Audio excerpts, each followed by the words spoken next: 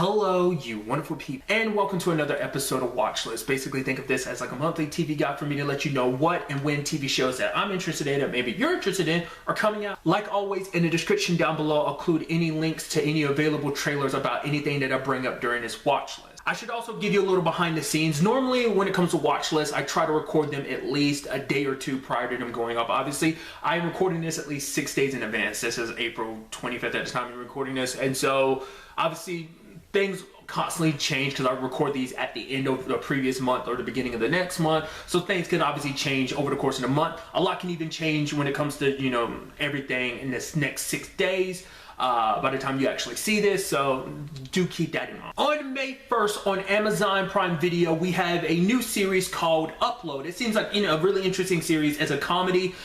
Basically this dude dies, and basically it's kind of a choice of like, okay, so do you want to go to the OR, you know, kind of just die normally, or do you want to go to the upload where basically they upload to your subconscious? So and basically you kind of, you know, put into this like this virtual world and stuff like that, and it's not just you, there's other people who've made this choice as well. Interestingly enough, the show kind of reminds me of The Good Place, but if The Good Place was real. If you've seen The Good Place, you know what I mean. I need to go back and watch the final season. I've still yet to watch it, but it's a really great show. But it kind of reminds me of that. So it seems just like an interesting premise. It just seems like a lot of fun, like, you know, just virtual, you know, kind of almost paradise, or rather afterlife that you have to live. And obviously it cuts back and forth because like there are people who operate, you know, the world from the outside. So it seems all, you know, fun, you know, from what we've seen in the trailer. I'm curious, is it going to have like a twist like The Good Place does? If you've seen The Good Place, you know what I'm talking about. So I'm wondering if we're going to find out that everything isn't what it seems, or is everything exactly what it seems and just shenanigans ensued. Like I said, it just seems like an interesting story. It does seem like there's a bit of a romantic angle, especially with the main protagonist and like one of the people who works on the outside, but he's in a relationship already. It seems like a complicated thing, but it seems really interesting, so I'm really excited to check it out. On May 8th on Hulu, we have this new series called Solar Opposites. It's basically kind of a very sci-fi, well, Rick and Morty is already sci-fi, but I was about to say it was sci-fi Rick and Morty. Basically, it's a more alien-based Rick and Morty, whereas Rick and Morty kind of deals with like, you know, Rick and Morty meeting aliens, dimension hopping and stuff like that. It seems like like the main characters in the show are aliens, and they're trying to coexist on Earth and try to fit in and stuff like that. I think it's a family of aliens, if I remember correctly. It's been a little while since I saw the trailer. But, you know, I haven't watched a lot of Rick and Morty, but the little bit I have seen, I've really liked it. And this seems like it kind of has, obviously, a very similar tone, so that's good. But, you know, I think it just seems like an interesting premise of a show that I'm, you know, excited to check out as well. I need to also take time to watch Rick and Morty, because that's also, I think, almost all the episodes are currently on Hulu, I think, so I need to kind of jump on that immediately. On May 17th on TNT, we have a new series, Snowpiercer. I am not that well versed in what the story is actually about, because it's actually an adaptation of a movie that came out in like 2009 of the same name, which I also recently discovered this is all like based on a French comic book too. But I think the premise of it is basically the last of humanity's kind. It's almost like a post-apocalyptic world where basically all of humanity lives on a train, and I think it's almost like a social class system of where you live on a train, kind of like maybe like people of a poorer background here, richer people here. Like I think that's the premise of it. Once again, I've not even watched the original movie, which I've always been interested in it, but now that there's a TV show, I'm kind of conflicted in my head whether or not I want to watch the movie or not. I mean, I have plenty enough time to kind of decide. I'm pretty sure the movie's also on Netflix too, if I'm not mistaken. So, but it seems really interesting. And like I said, the premise always seemed interesting to me, just based on a little bit I've picked up. Like I said, I could be completely mistaken just because I don't know the full ins and outs of the story. But yeah, I mean, since it's in a TV show format, which once again, as you know, is my more preferred format, I'm really interested to check it out. Like I said, now whether or not I end up watching the movie beforehand, I probably won't, just because I want to go in as knowing as little as possible when it comes to the story, because obviously there'll be certain beats from the movie that they'll, you know, have in the TV show, but it'll probably go a little further. But part of me is like, oh, would it be better than I've watched the movie before? It's a conundrum I found myself in time and time again, but regardless, that's kind of my own situation to kind of deal with. So, also on May 17th on Starz, we have this new series called Hightown. Essentially, it seems like this interesting crime drama where it's like, it seems like we're following like 4 different characters. Basically, this lady who's kind of got her own issues like drugs and alcohol ends up stumbling across a body on the beach, and basically she's one of the characters you follow, like her dealing with this of like I guess because she's got a lot of mess up crap in her life she's dealing with, but also this crime, she kind of invests herself in it because she's like, maybe I could have done something. Like, other people are like, why are you being so invested in something that kind of has nothing to do with you? Another one of the characters is the detective investigating the case. It seems like, you know, it seems like just everyone involved kind of has their issues. Another character is like a stripper, I think, and the other one is, I guess, a bad guy. He might be like he's definitely a criminal of some sort because he's trying to get like the stripper character to kind of like keep tabs on the cop and stuff like that. So it definitely seems like everyone's kind of got their vices and their issues, and it all kind of circles around like this crime ends up being the centerfold of like all four of these stories, it seems like. So at least just from the little bit I got, you know, from the trailer. So it seems like a really interesting series that I'm interested to check out. On May 18th on the DC Universe app, we have the series premiere of Stargirl. Now, to specifically say DC Stargirl, because there's actually a Disney Plus show called Stargirl, interestingly enough. But nevertheless, it's a new hero in the DC Universe. Well, obviously, TV show wise, not comic wise, obviously, but essentially there was this, I guess, this hero named Starman, and our main protagonist, she ends up taking the staff and gets like these, once again, either cosmic or magical powers that she got from him, and becomes a new superhero of her own. Like, I've seen the trailer like a while back. That's kind of the bare minimum of it. The ins and outs we really don't 100% know. It's actually interesting because the show actually kind of made a tiny debut at the end of the Crisis on Infinite Earths crossover. So I think that's kind of an interesting thing. But obviously, I'm always hyped for a new superhero show. And just from what we've seen, it's really interesting. And also because of Crisis on Infinite Earths, which is interesting considering where everything in the Arrowverse currently stands, this show apparently takes place on Earth 2, which I think is kind of interesting.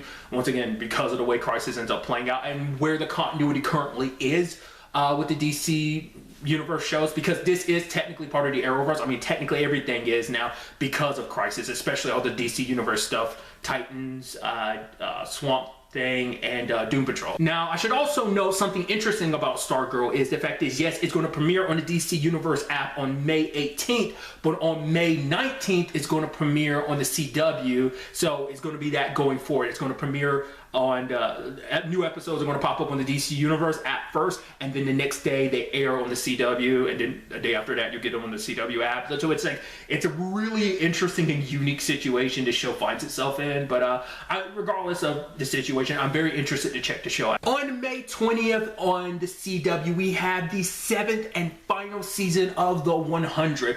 Obviously, kind of sad to see the show come to, you know, it is coming to an end, but it has been quite a crazy ride, which is interesting because the show kind of had a soft reboot in season 6, so it's kind of sad to kind of see it kind of end like this. It kind of reminds me of like how Once Upon a Time kind of had that same situation, sadly. But I'm really interested to check this out and see like how they end up wrapping up the show, especially where things, well, last season's stories kind of got wrapped up with obviously like a big thing of like, what was that? It's that times like tornado storm. I forgot what the proper titling for it is. The one that Dioza went in, and so did Octavia, but at the end it's like Dioza's daughter came out. It's like, wait, what the hell is all that? So I'm wondering, are we going to finally dive into there and find out like what exists in that, like that storm and everything, like, because obviously time works differently there, I mean, and everything, because we get Dioza's daughter coming out like a full-grown teenager / adult. We're also dealing with the ramifications of everything that went down last season. Shit went down last season, if you remember correctly, like, whoa. So still probably dealing with the aftermath of all of that too. But like I said, in general, it's going to be crazy to see how they ultimately end up wrapping up the show. Real quick note, the show is, this season is going to be a little bit longer. Typically the seasons are 13 episodes. I want to say with the exception of maybe 1 or 2 prior seasons for 16. It might have only been 1. But this final season, apparently from what I'm reading, is going to be 16 episodes. So it's definitely going to be interesting to see how they end up closing up the story. I mean, hell, who's going to survive this story too? Because technically no one's safe, you know. So on May 27th on ABC, we have the 7th and final season of Marvel's Agents of S.H.I.E.L.D.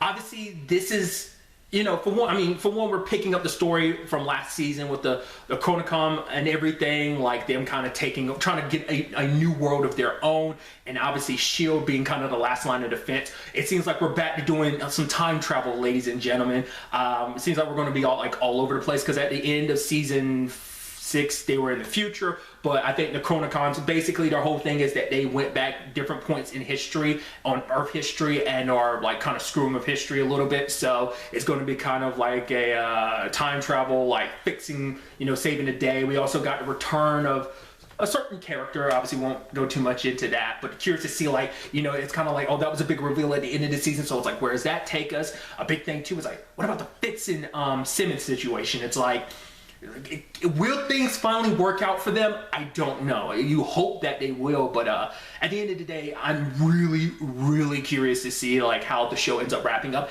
It's really sad actually, because this isn't just the end of Agents of S.H.I.E.L.D. This is the end of, this is the final Marvel TV show. Obviously the new realm of Marvel TV shows going forward will be more connected to the MCU on Disney Plus and stuff like that. But this is the end of this era. This is the last show, because everything else, it ended up getting canceled, whether it be the Netflix stuff, the Runaways on Hulu, Cloak and Dagger, so on and so forth, stuff like that. So this final season had a lot of weight behind it. And obviously also interestingly enough too, this past season they pulled away from like the MCU's continuity and have now kind of going down their own path. So I'm wondering, with this season, will they tie back in any shape or form, or probably go like, no, we're still going to finish out our way, kind of ignore where the MCU currently stands. But sadly, this season is only 13 episodes. To be fair, last season was only 13 episodes. So I guess you can almost look at this as almost like, yes, it's season 7, but you can almost look at it as like season 6B, I guess.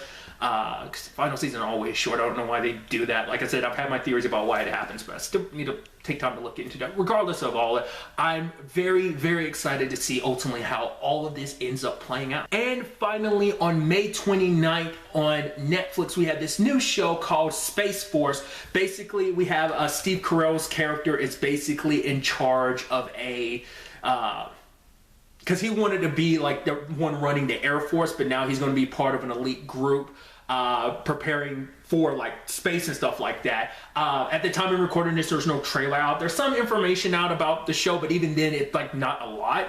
And I'm curious, you know, because I haven't looked too much into it, because I kind of don't want to spoil things on it, but it's just like a comedy show. I'm curious, is it going to be kind of like a more science fictional approach to The Office and stuff like that? I wonder, is it all going to be on Earth of like, oh, we're preparing to go into space, or will we actually get like space level Office? Because one of the people behind the show is Greg Daniels. He's also one of the people behind, you know, at least the North American adaptation of like The Office and everything. So I'm curious to see if we keep that element alive in the show, just like you talking to a camera. It's almost like a documentary, almost of like, yeah, this is the Space Force becoming a thing. From the little bit synopsis I read, it didn't seem like that might be the thing, but I'm curious, is that an aesthetic choice they're going to go with, or are they going to move away from that?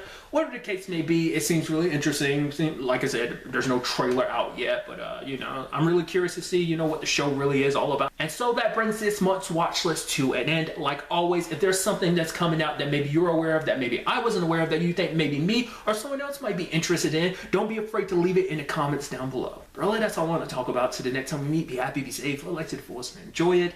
Good day and goodbye.